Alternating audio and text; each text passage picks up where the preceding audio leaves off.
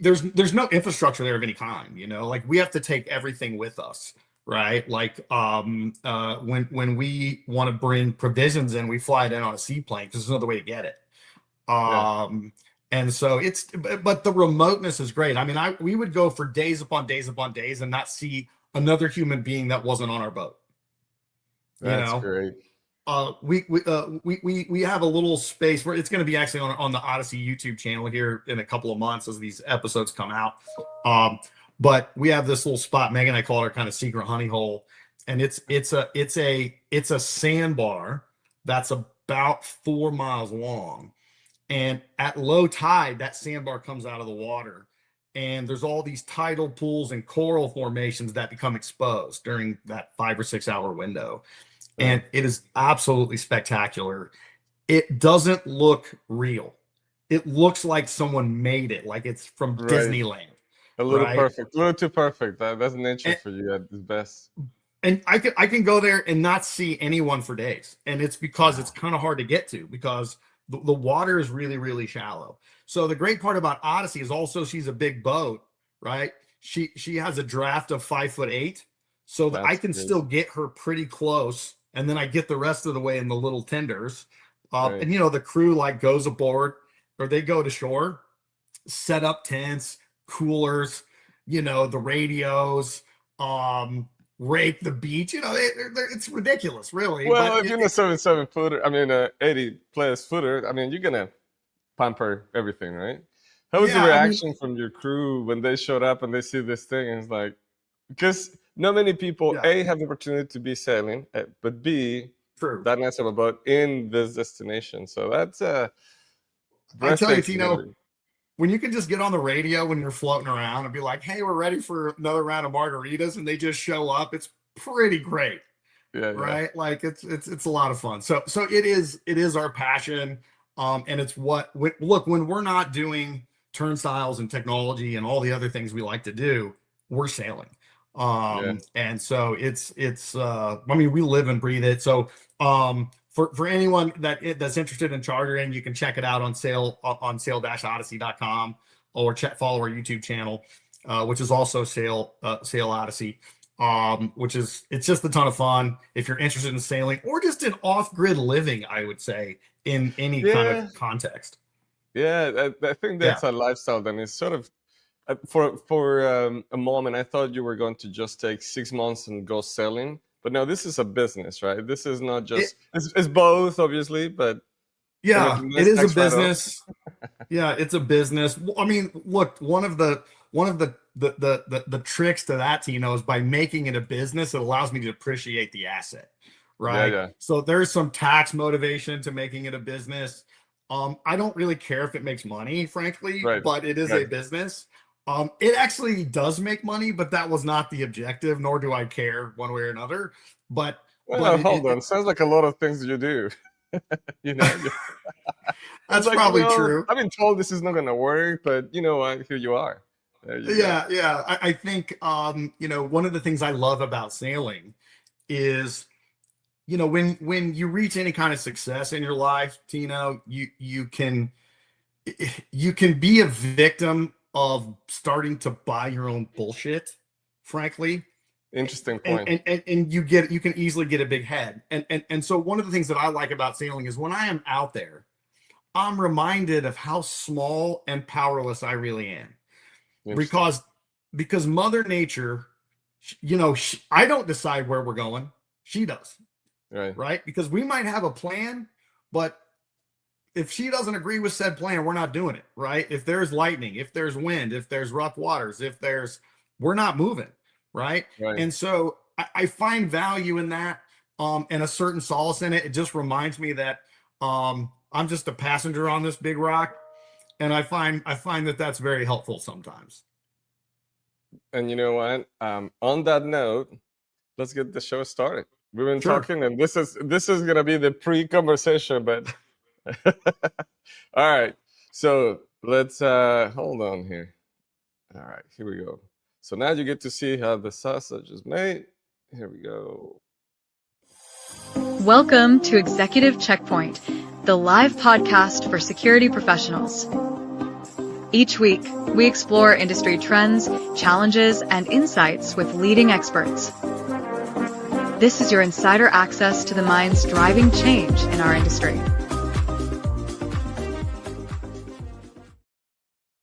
Welcome to Executive Checkpoint. I'm Tino Urbina. Today, I am joined by Eric Magger, an entrepreneur who reached a milestone many business owners spend their entire career chasing. But instead of stepping away, he kept building. His journey includes growing avant-garde, developing Ryzen manufacturing, navigating a major acquisition, and entering an entirely new chapter, as you will hear. Today, we're exploring what happens after the finish line, the pressure behind the scenes, the sacrifice people rarely see, and the drive that refuses to disappear. Eric, is as always a great pleasure to see you, and welcome to the show. So, glad to be here. Always enjoy catching up. Awesome. So, one of the things that and we've been talking about it, right? When people look at your life today, see the success, the business, new ventures, the freedom, right? We were talking just about that before the start. What part of the journey do they not see? People have a tendency to see what they want to see, as you know. Oftentimes I feel like a projector, like a projection screen, like that people project upon me what they think it is. The truth is, they might see the good stuff, the shiny stuff, but they don't see the nights laying in bed trying to figure out how you were going to make payroll or how you're going to come up with money to fund a project or whatever the case may be. There's a lot of pain that goes along with entrepreneurship that generally is not visible to the outside looking in. And if you're good at managing it, it definitely isn't visible. I think that's the part that they don't see. And that's the part that really requires, most of entrepreneurial success is really defined by your ability to take pain and be relentless about it. It's so many people I think it's about hard work and creativity and it is about those things, but that's not really what makes you successful. What makes you successful is the ability to grind the axe every day in spite of whatever, opposition or resistance you're facing. And that takes a tremendous toll on someone and they have to be built to take the pain. It's just a fact. So what I heard you said is that so far you have achieved that success and everybody chasing, and you have reached the top of the mountain, but then you did all over again. That's true. So avant-garde is your baby. You started there, but then you decided to do Ryzen, which is another successful company. And again, you started a new chapter in a complete different direction. We'll touch base on that. We talked about earlier in the show. Sure. But so is it the pain, or is it the journey, or is it the combination of the two, the growth? What is it? What motivates you? What's the drive? That's a great question. I think part of it's just my personality, Tino. Like, there's a quote by Andrew Jackson that says, "I was built for a storm and calm does not suit me." And that very much describes my personality, frankly. Yeah, no, brilliant. I just like, I like the battle, I do. I like to win. I'm very much, I'm not really a money motivated guy. I never have been. Megan will tell people that all the time. She will laugh, particularly, post acquisition where our public profile has really been elevated even more than it was before. She will say, my husband's never cared about money, either because we didn't have any or because we had plenty.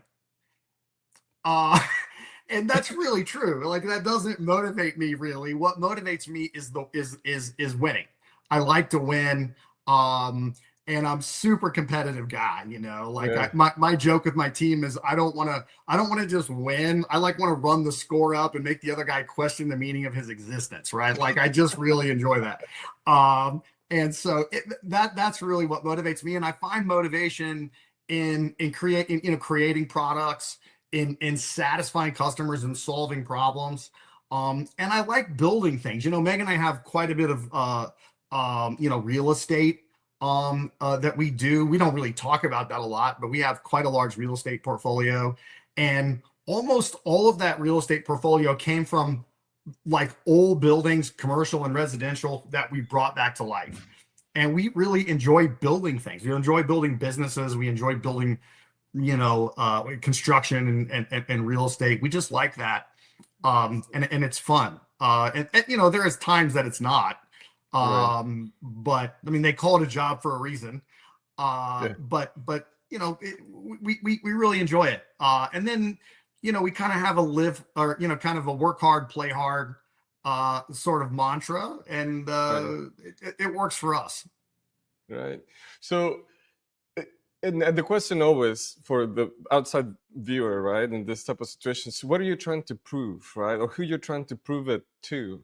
Is there a thing? That sounds maybe a little negative, but sometimes it's probably the biggest motivation you have, right? What's in your Yeah, case? I think it's really, I'm trying to prove things to myself. I'm my own. It's like playing golf, right? You're playing against your own best score. Yeah. And so I think for me, I just want to know, what am I really capable of? What can I do that I haven't done? What's fun? Now, as I've gotten older and more experienced and hopefully a little wiser, I think I ask myself now more nuanced questions. Like when I was younger, it was I could make this work. Now it's, do I want to make it work? Right. Right.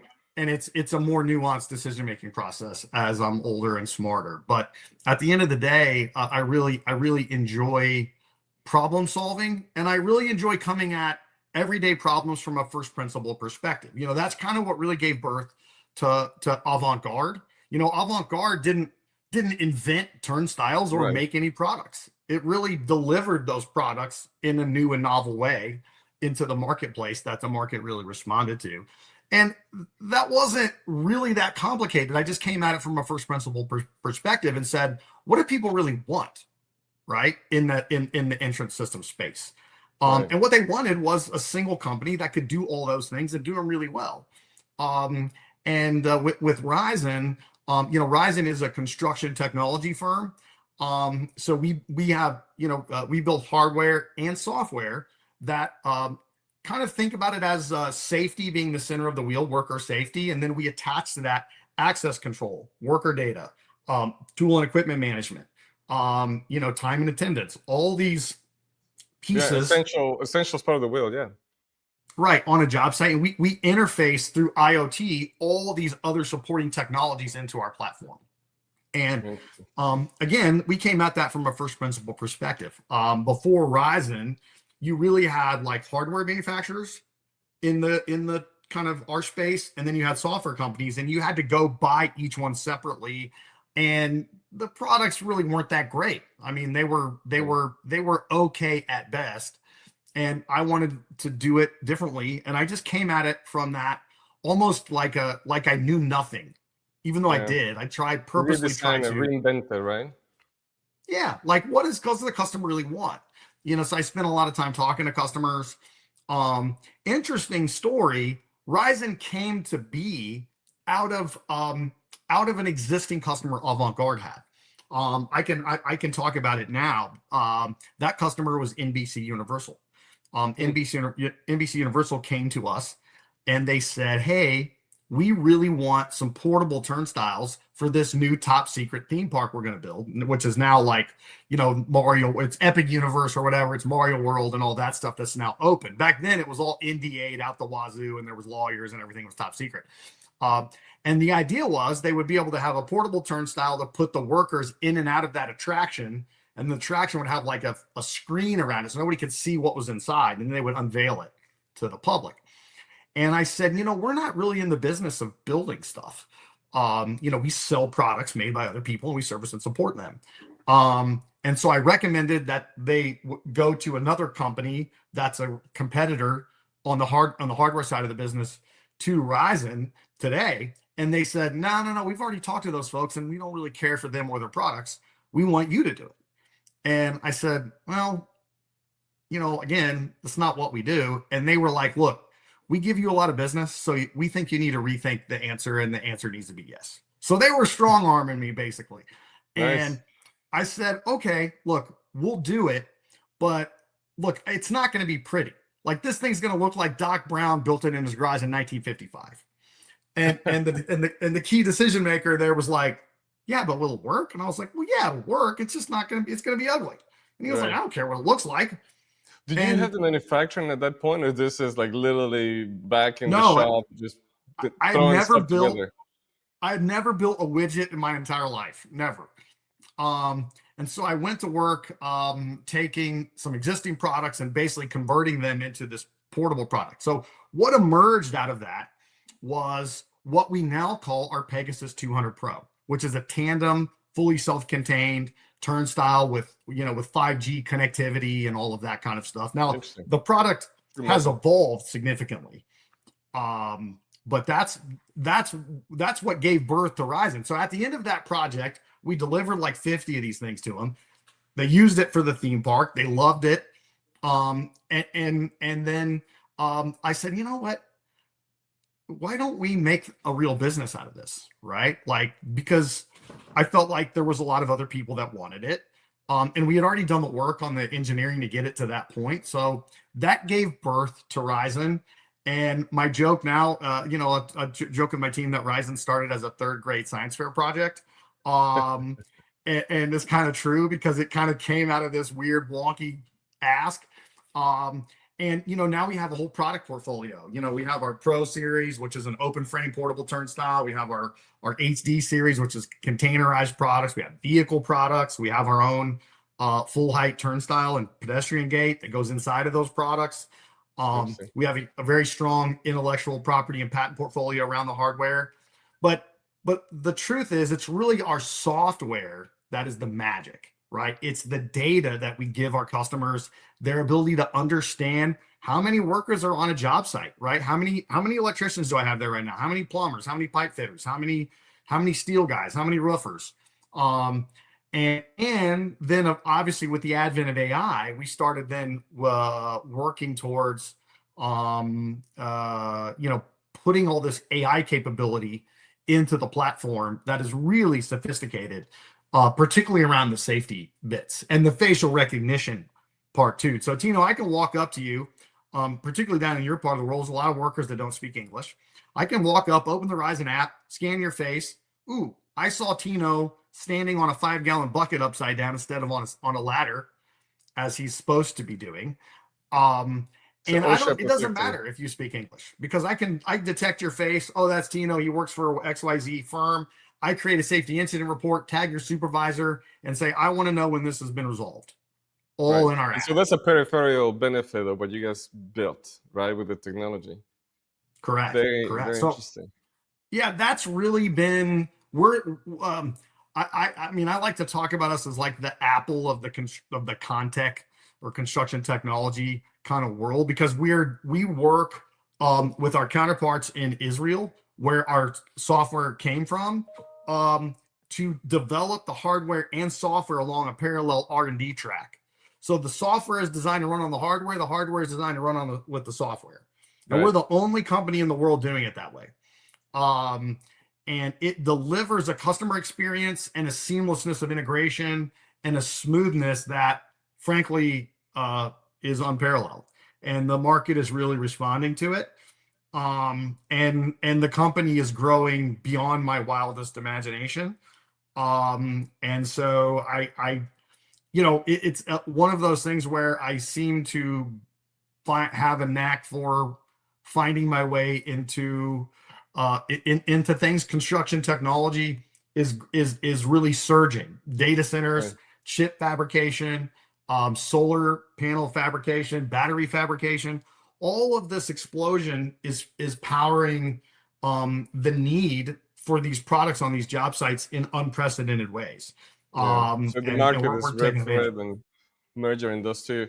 Well, but you still building or managing or leading two organizations, right? So obviously Yeah. your So attention is shifting. How do you manage that from a leadership perspective? Because I feel that sometimes an idea is great, but if you don't have the right team around you, and you don't have the right leadership to build it. That usually is the biggest challenge you see in success or Yeah. failure of projects. Forget about companies.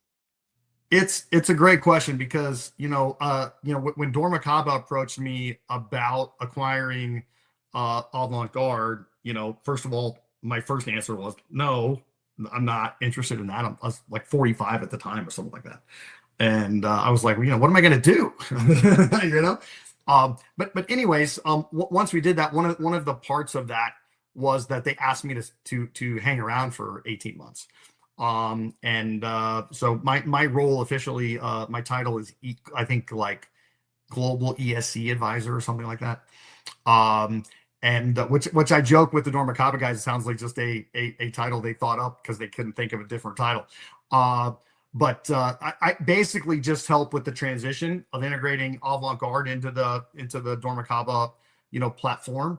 But the Dormicaba folks have been very gracious in working with me because they obviously knew going into this acquisition that I was the founder and CEO of another business.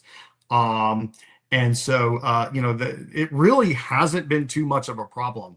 And I also have, to your point about the people around you, not only do I have great leadership on the Avant-Garde side, in fact, right when Dormicaba kind of came knocking on the door, Tino, I had just gotten the company to the point where the thing was firing on all cylinders. I mean, it was just humming like a perfectly tuned engine.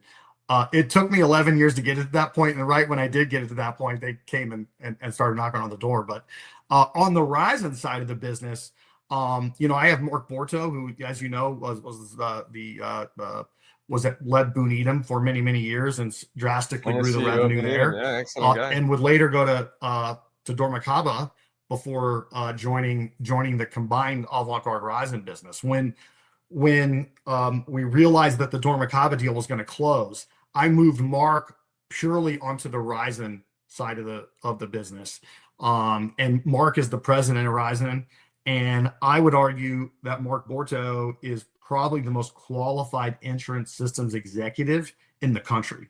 From a resume perspective, he understands the sales apparatus, understands the manufacturing into the business, the supply chain, all of that. So it's really, and then I have John Major, who came to us. He's my dad's youngest brother. He's my uncle, but he also came to us from Honda Motors. He worked for Honda for 25 years, and he left Honda to come to work to build the manufacturing part of the business at Ryzen from scratch. I mean, we started from zero, and he does a great job. And then we have a whole host of people that orbit around those folks. And the most important of which is my wife, Meg, who has been with me every step of the way. We met when we were 13 and we got married when we were 19, and we've been married for 27 years. And she is my partner in every sense of the word. She is my life partner, the mother of my children, my best friend, and my business partner all at the same time. And so between her and Mark and John Major in particular, those guys help me fill in the gaps where I need to. And then Mark also in particular brings a business sophistication that is really valuable. He's very data oriented. He's got more KPIs and spreadsheets than you can shake a stick at. And that's incredibly valuable. My talent really lies in communicating with people and getting in front of customers and the product ideas, right? So every product that Ryzen has is just something I hatched out of my head, sketched it on a piece of paper, and said, let's go build this. They, you'll get a kick out of this because I have known Mark for many years. When he very first came over, he was like, man, you got to slow down on the products, man. He goes, you have enough product ideas to kill this company. And I was like, yeah, that's true. Like, I do need to slow my roll because I'm like, let's make more stuff.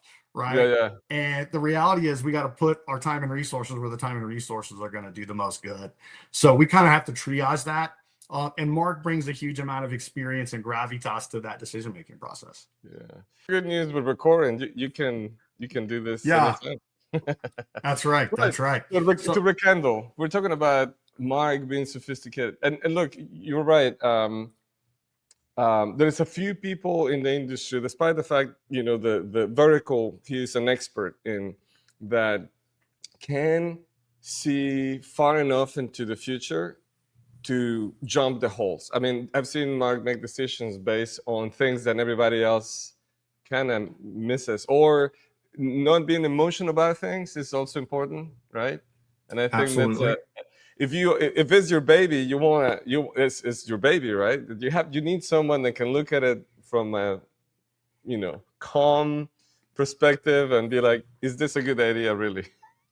Well, yeah, that's true. And Mark is a very rational guy, but he also has emotion in that Oh, he has fire and enthusiasm, and sometimes that bubbles over in both yeah. positive and good, and negative ways. Like sometimes he gets really pissed. And I honestly, man, I got to tell you, I actually get it. Like I actually enjoy the hell out of it when he gets all like frustrated and like hollering at somebody, because as a leader and a founder, I really appreciate seeing that passion and enthusiasm, even Sure. if it doesn't always come out in the nicest way. But it also allows selfishly, it allows for him to be the bad cop sometimes, and I can Yeah. just always be like the go team rah rah, and I can play good cop, which I really enjoy, frankly. Um, so there's that. But I also think when Mark came to the organization, it was a big learning curve for both of us because I'd never had somebody at that level, Yeah. on the business side. But also for him, he was used to working for big, slow moving businesses, right? And my whole thing is about speed, right? Right. So I'm very much a let's move fast and break things kind of a guy. And I tell my team all the time, we don't have to be better funded. We don't have to be smarter. We don't even have to be more talented. What we have to be is faster, right? While the other guy's booking a conference room, we're going to already have tried it 3 ways, failed, and found out the better way to do it, and already moved on. If we can do in a day what it takes our competitor to do in a week, we're going to win. Yeah. And that speed of movement, the reducing the amount of time from thinking about a thing to executing a thing is my whole leadership style. Okay. And that can be a big change for somebody coming from a big, slow moving organization. And so I like to think of it a little bit like when we look at SpaceX versus Boeing, right? Yeah. SpaceX Good. moves really fast. Boeing spent 5 years developing, their, orbital program, and it still doesn't work. It costs 10 times more. SpaceX, they just shoot up a rocket, let it blow up, figure out what went wrong, and they build another one, right? Yeah. And that's very much analysis paralysis makes me crazy. Yeah. That I talk about all the time. Don't have fear of failure. In fact, embrace it. Fail fast, learn Judas, fast, and move on. success cannot exist without failure, right? 100%. Yeah. Well, So, let me anyways, ask when you. Mark came on, it was Yeah. a culture shock at how fast I moved. So he Yeah. was like, "Dude, he goes, you're doing more in a month than most companies do in a year." And he was like, but he's gotten up to he's down with it now. But at first there was some entry turbulence at my speed of movement for sure. Oh, I can totally attest because I think we kind of follow each other's career with Mark at Boone and right. Sure. But here you are, finally sold the company, and most people will be check the box and so. But now, tell me what you're doing now. And because this is left field for people that are in the business that are like, wait, what? Yeah, it's true. What's funny is, I come from the security world just like you, right? And most of the audience is going to be from the security world. And frankly, what we do has a strong security component, right?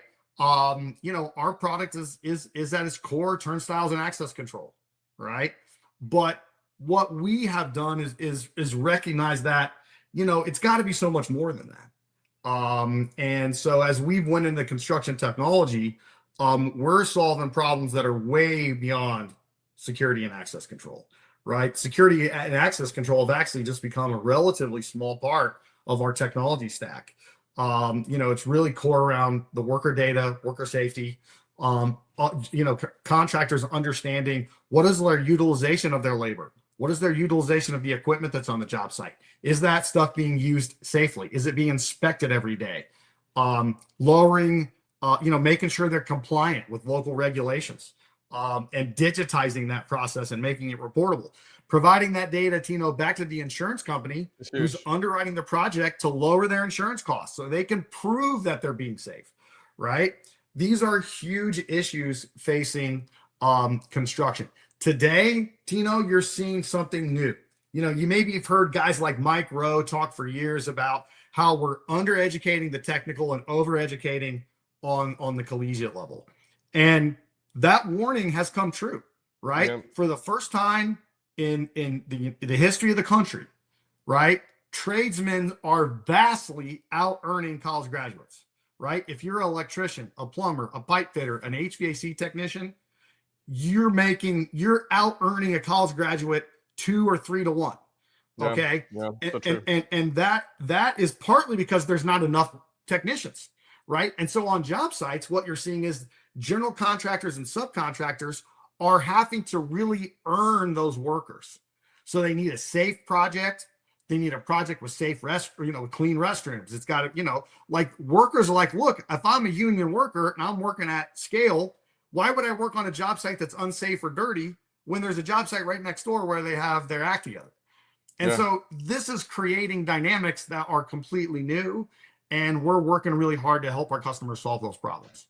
And to your point on the skilled labor, I was recently in a data center, just 2 young guys. I think they were in their 20s. They want to be a little older, but making a 6-figure income, really enjoying what they do, and it's thanks to the growth of AI, which counterintuitive. Most people say they're going to take our jobs. Well, the right opportunities are available if. Yeah, right? I mean, that's true. I mean, I think, AI is scary to a lot of people because it's unknown. But the truth is, it's like everything, it's capitalism, right? It's creative destruction, right? And so some jobs will be lost and lots more will be created. And so I think it's always best to, right? As a business owner, how are you going to pivot?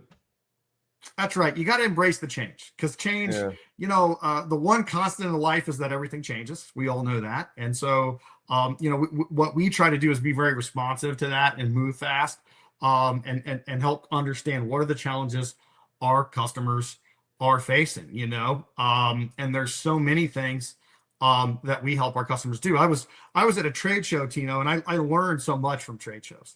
I was at a trade show with the bunch of guys who were, drinking at the bar at the largest general contractor in the world. And, they were joking with me about how they lost a $7 million excavator. They just lost it. They don't know where it is. Right. Wow. I mean, and this thing's like the size of a house. Right. I'm like, how you guys lose a $7 million excavator? Right. And they found it like 7 months later. Somebody remembered, like, oh yeah, like I think we left it over, so XYZ nowhere land, Texas. Right. Yeah. That's not uncommon. And I heard that story before. It's crazy. It's not. And you don't even think about it. So, all of these things that we do, like tracking tools and equipment, right, really matters, right? Because, it affects productivity, it affects cost, it affects worker safety. Tino, our access control platform, for the security audience, we're used to just thinking about, okay, does this, particular user in the database have access? Yes or no. It's pretty binary. Permission. Right? That's permission only. It's permission based. We're doing so much more. So when Eric Major walks onto the job site, we're saying, is Eric Major supposed to be using this gate? Is he parked in the correct parking lot? Right? If he hasn't watched the safety video or passed his drug test or whatever the case may be, we're not allowing him through the turnstile at all. Then once I'm inside of the job site, when I step onto a 19-foot scissor lift, I'm then checking, am I safety certified to operate that 19-foot scissor? And if not, we're not going to start it. Right? So is permission, is rules, and is identity, right? That's what I hear you said. Is regulation management. And if there's a safety incident, I can tag Eric Major, the worker profile, and the asset, the piece of equipment that was involved in that. So we put NFC tags on that piece of equipment. I can scan it with my phone right into the Ryzen app and say, Eric Major was involved in a safety incident on this piece of equipment. So now anytime I run a report with that piece of equipment in it, I can see any worker associated with it. Or if I'm looking at it on the worker side, I can see any incidents Eric was involved in, which pieces of equipment he was, using at that time. And this makes the job of managing a job site from a safety perspective, an equipment perspective, and a worker perspective transformative. And that data is literally changing how job sites are operating today. And we're iterating the platform at speed based on, the massive job sites that we're deployed on. I mean, we're on some of the largest infrastructure projects in the world. And it's pretty wild. I mean, I'm literally being exposed to projects that no one even knows about because we get involved so early because of the nature of what we do. That was actually my original thought process too, Tino. I wanted to know about the project before anybody else. And I was like, if I'm doing construction products, I'll be able to sell the architectural products because I'll know about it first, right? And of course, I wound up selling that company to Dormakaba, and we still, try to help them with that. Ahead of that, that's brilliant. All right. But so we have two levels of audience, right? So we have the executive group, which is very interesting. That I've always been fascinated by the folks that watch the show. We have a high-level executive management from CEO to VPs watching this, because I think there's genuine value to see your peers and people at the same level, IQ, whatever we want to call it, and understand their challenges. Because I'm sure you can attest, it's also a lonely path. You're at that position. There's not that many people that understand the sacrifices, the problems, the issues, right? And in the flip side of that, we also have a lot of folks that are have the drive or have the interest eventually arrive to those. Is like, how did they do it? So, for someone starting in their career, what does it take to continue to be performing at the level that you have for the last several years? It's a motivation with family. It's like you're talking about, you were not motivated by money, but so what's the motivation? What's the engine that keeps you going? I think I remember being a young guy, Tino, when I was trying to find my way in the world. Hell, I'm 47. I'm still trying to find my way in the world. Yeah. But I think what I see, if I'm really honest, is you come out of the womb with it or you don't. Unfortunately, that's my honest belief. You gotta want it more than the other guy, right? You just do. And some people are willing to pay any price to be successful. And then, at some point, then it starts to be coming down to what is your skill? What can you learn to do that? And so I think, when for those young people that are coming up and they aspire to be in leadership positions, you gotta stand out, right? You gotta be willing to do what the guy standing next to you isn't. Plain and simple, right? Like you got to be a good soldier, and sometimes that means jumping out of the trench and running straight into enemy fire. And if you're willing to do that, people will follow. Tino, I joke all the time. One of my favorite sayings is, what they call a leader with no followers? Just a guy taking a walk, right? you gotta inspire people to want to follow you. Right? That is what leadership is. You got to change hearts and minds, right? I oftentimes will tell Mark and I and other business leaders and political leaders that I know. I will oftentimes say I believe that leadership is 50% fear, 50% love. In other words, they got to love you, but they also have to fear you, right? They got to know you're serious and you're not messing around, but they also have to really believe that you're on the right track, that you're not going to ask them to do something that you're not willing to do. And all of that goes into that leadership equation. And, if you're learning every day, for example, my team, I mean, I build products. I know every detail of every product. Like I am a technician and a salesperson at heart. And I think that's another thing. I think a lot of people in like as maybe in a position where they want to move into executive roles, but they don't know the mechanics of what their people actually do, right? Right. And that's a failure. And they think it's beneath them. And I'm like, no, it's not. It's core. It is foundational and fundamental to be able to get them to identify with you, to really see you as not the man, but as somebody who can collaborate, right? And I think that's oftentimes you hear about the blue shirt versus white shirt mentality, right? Right. I don't allow that to exist in my businesses, Yeah. right? You have And arrived. You no longer have to do X, Y, C, right? That doesn't exist. You know what? You mentioned something exactly. very interesting about 50% love, 50% fear. I think I will translate that on doing fearful things for most people is following a leader that you love. And particularly to me, the connection there is trust. M.R. Covey. Indeed. Yeah, M.R. Covey, the son of Dr. Covey. Unique pleasure to work with him. He has a book talking about the speed of trust. And I think if you have that combination of emotions, what makes people follow you is trust.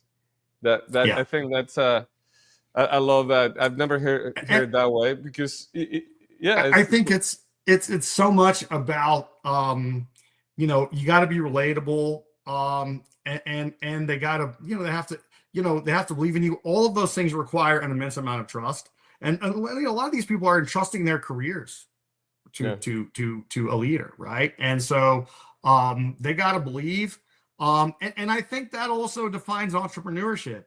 I mean, I think to be a successful entrepreneur or leader of any kind, whether it's business, political, military, doesn't matter, sports, like you got to have the ability to believe and doubt in equal measure. Right. And I think that makes you authentic. That makes you real. And when you're authentic and real, people trust you, and they will, if you're talented and you're authentic, they will come along. Yeah. Well, Eric, as always, this has been a genuinely pleasure to have you. And there's a lot of great sound bites. I can say that. Well, hopefully, I enjoy watching your show. And I love podcasts in general, frankly, because I love people. And so, understanding everybody's unique perspective and their individual stories is just beautiful. I love it. Yeah, I love and that. you know what? We that need that in the industry. We tend to be very close-knit when it comes to failure and success. We can learn from both of them, but yeah. So, Eric, now, if people want to reach out to you either for business, for Ryzen, maybe depart in a nice little adventure and your new venture, Sure. How can we find you? How can we reach you? So if people are interested in Ryzen, the best thing to do is go to the Ryzen website, which is ryzenmfg.inc. Okay. You can check out more about our whole product portfolio and our technology stack there. If you're interested in Sail Odyssey, you can check us out there at sail-odyssey.com. And the boat is available for charter. It's going to be, she's going to spend a lot of her time over the next 12, 18 months in the Bahamas and the Virgin Islands, but she will be in the Mediterranean summer 28. So if the Met is on your bucket list, Odyssey will be there with all the great bells and whistles that go with her in summer 28. Greece, Italy, Sicily are all on the itinerary. She's going to start in Monaco at the Monaco race, and she's going to work all the way around to the Greek islands at the end of the season. So if you're interested in that, summer 28 is the time to book there. Listen, as an industry, we spend a lot of money in our client relationships and also in our teams developing. Hey, that sounds to me, I just put it out there. We'll give you a code for a little discount if you book it through us. I'm kidding. No. I absolutely do that. I have, you would be astonished how many like CEOs, presidents of organizations have reached out to me about chartering Odyssey for their families. It is unbelievable. We also have a platform we work through. We've actually partnered with a company called And Beyond, which is a yacht management company out of the British Virgin Islands. It's owned by a wonderful South African couple. And so for whatever reason, if Odyssey is not available, Odyssey's not where you want to be geographically, or maybe it's in a different, you need to be in a different price point or looking for whatever. We have the resources to put you on a boat wherever you need to be, whatever week you need to be, any week of the year. Awesome. So even if Odyssey's not the right fit, we'll help you find the right boat. Awesome. Well, Eric, thank you for giving us an honest look at the person behind the success. For our audience, until next time, stay informed, stay secure, and we'll see you in the next checkpoint.